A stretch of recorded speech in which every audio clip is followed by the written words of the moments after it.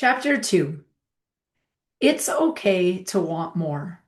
The Lord is my shepherd. I shall not want. Hello, and welcome back to our White Coat Revival chapter journey. In chapter 1, we established something foundational. God is not distant. God is not disappointed. God is actively pursuing you, and He is inviting you to partnership.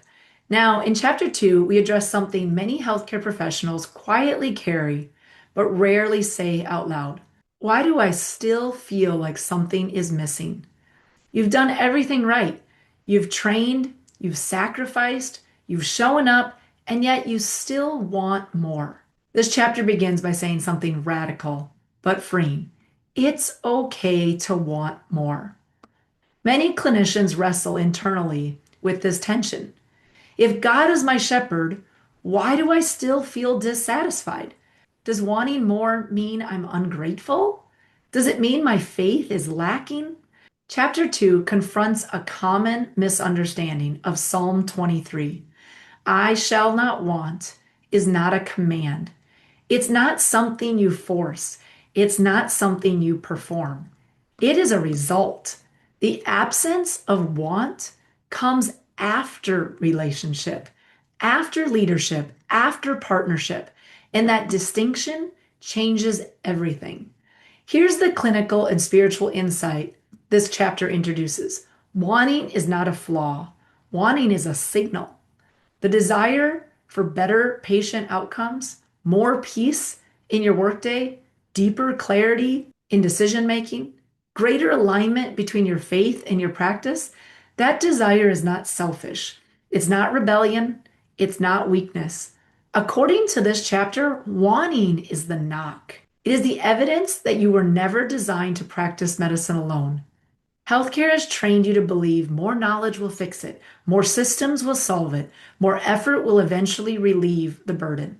But chapter 2 dismantles that directly. Knowledge is essential, but it's only half of the equation. Here is the central truth of chapter 2. Your expertise plus God's partnership doesn't equal addition, it equals multiplication. God's design was never you handle medicine, I'll handle the spiritual stuff. His design was co laboring, synergio, a living and interactive partnership. When that partnership is absent, even in well meaning, faithful clinicians, the result is striving, fatigue, and chronic wanting. And here's the release. You don't need to leave medicine. You don't need to open a new clinic.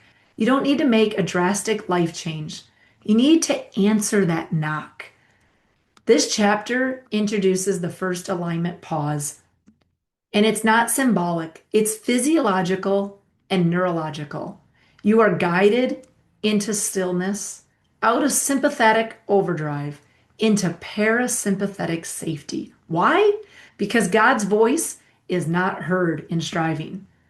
This pause teaches you how to quiet the mind, listen without forcing, identify lies you've unknowingly carried, replace them with truth. This is where renewal of the mind becomes tangible, not theoretical. By the end of chapter 2, the reader should know this. Your wanting is not a problem to suppress, it's an invitation of partnership. You are not behind, you are being called forward. And now that the lie has been exposed, we are ready to build alignment step by step. In chapter 3, we begin alignment 1, aligning with God's vision. Because once you stop striving alone, you can finally see clearly again. If this message stirred something in you, you don't have to walk this journey alone. White Coat Revival is not just a book, it's a movement. It's a gathering of all healthcare professionals, physicians, clinicians, practitioners, nurses, therapists, paramedics, dentists, massage therapists, researchers, and every healer in between. Anyone who knows the extraordinary science-based knowledge we learned was never meant to be carried alone. If you feel the weight of responsibility medicine has placed on you, and if you sense there must be more than what the system offers, this is for you.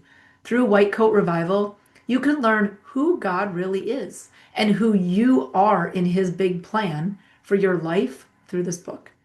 Join a growing online community of aligned healthcare professionals across all specialties.